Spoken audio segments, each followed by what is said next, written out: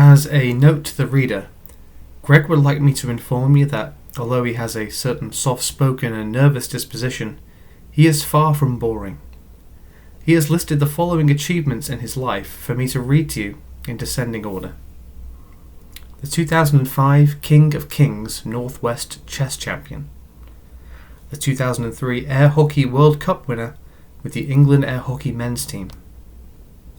Awarded a certificate for the longest running unbeaten run on Miss Pac-Man at the Asylum Arcade in Manchester, 1999.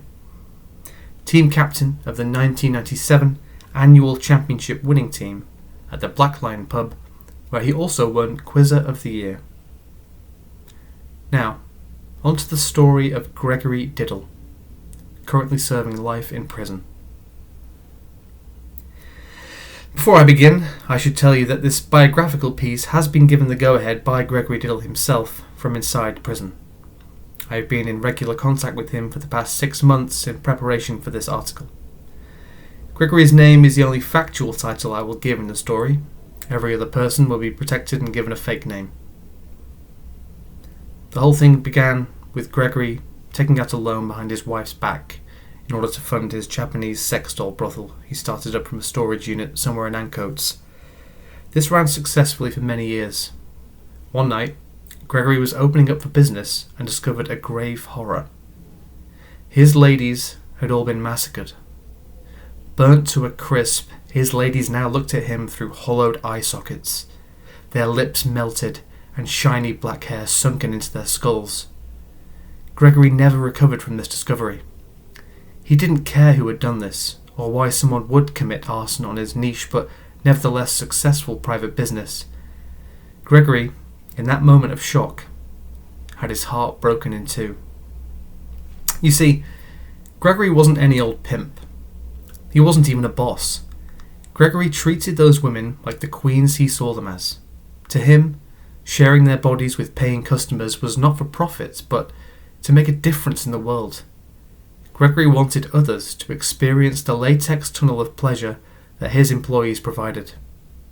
The music, the lighting, the conversing with ladies of the night, an escape for frustrated men and women, though the only female visitor was not a customer, just a disgruntled partner of a regular, Jimmy, who had grown suspicious of her husband's late-night outings and followed him to the lot one night. She was rather philosophical about the whole thing at first. She was expecting a woman, or at least a living being, but a Japanese sex doll brothel was so overwhelmingly strange to her that she took pity, felt a bit sick, and then left with the kind of look you'd see on the face of someone who just ate some horse manure in a potato wedge, a sort of failed attempt at masking disgust. Jimmy never returned.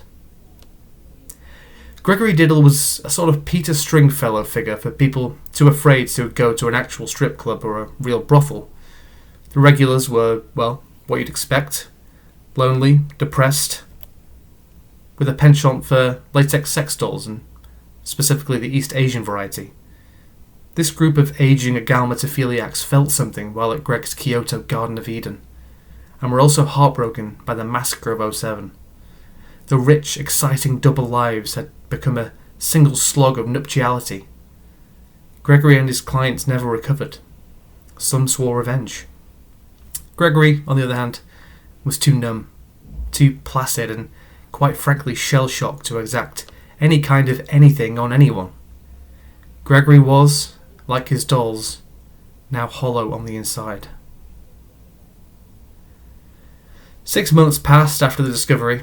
Greg, too afraid to seek counselling, had become obsessively focused on winning the upcoming pub quiz finale at the Black Lion. Greg began dedicating his spare time to quiz prep, conducting scholar-level research into topics he presumed would come up. This proved to be fruitless. Greg's superior knowledge of the Communist Party of Bolivia over his rival stood for nothing as he watched the old farts, a team with a combined age of 580, lift the '08 title. Their combined life experience and all of their wrinkly skin in the game was too much for a comparatively wet behind the ears of the quizzing world, Gregory Diddle, and his now depressed and dissatisfied band of brothelless brothers-in-arms. After the disaster of the pub quiz, Gregory decided now was the time. Suicide was too easy, too elegant a way to go as Gregory saw it. Gregory Diddle was a man of integrity.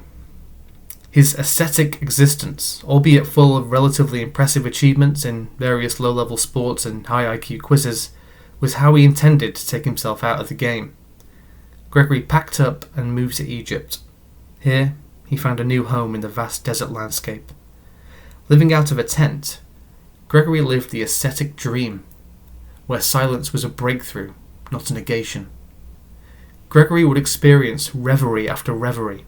He was back in the lot in Ancoats, just him and his customers, adorned in North Face jackets and woolly hats, their knees stained with various lubricants that had formed puddles, almost frozen over beneath their feet like miniature ice rinks.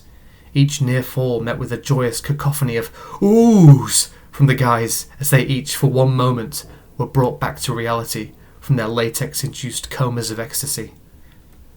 The squeaks of flesh's friction with rubber echoed long into the night as Gregory jacked himself off until dawn. In the end, Gregory went insane and was found naked in a ravine by a local man who returned him to Cairo and handed him to the authorities. Gregory was sent back to England with immediate effect. Upon arriving back home, Gregory Diddle could not remember his own name. All those he had loved had either died or moved on. After another year in the doldrums of unemployment and continued runner-up finishes at the Black Lion, Gregory finally snapped. His Japanese sex dolls were replaceable, of course, but Gregory Diddle, as previously stated, is a man of absolute integrity. His unbounded love would last far beyond his mortal coil's expiration date. He only thought in flashbacks now. The sunken eyes, melted lips, and matted hair had become one collage in his mind's eye. The mangled faces of his sex dolls were in every object he came across. One night, Gregory sat in his garden and looked up at the cosmos. The stars began to form the faces of his dolls, all meshed together in a cubist resurrection. The face smiled down on Gregory Diddle. So little in his miniature garden. "Gregory," the face whispered, "we will love you forever and ever until the end of our material universe, when we will become one and live together again." The face's assuring words were enough to give Greg a feeling of ecstasy he had not experienced since '07. This was not sexual gratification, though. This was Nietzschean affirmation. Gregory knew his fate, and he could not wait for the end of time, the entropic amalgamation where he could be reunited in flesh and latex with his women once again. Gregory, in his blind, weightless daze, turned on his stove to boil some water. He returned to his cigarette on the kitchen counter and threw it towards the patio door. The cigarette deflected off the frame and landed beneath the low-hanging drapes. Gregory only noticed the fire before it was too late. He was frozen, a few yards from the burning drapes. He knew he had to flee the house, or risk turning the stove off before the very foundations of his home were brought down with a bang. Greg, in a state of ecstatic confusion, fled the house and never looked back. The police found Greg in the woods around 20 hours later. After being sentenced to life in prison for the murder of his wife, who was asleep upstairs the night of the fire, Gregory remained at peace. He knew that soon he would see his ladies again.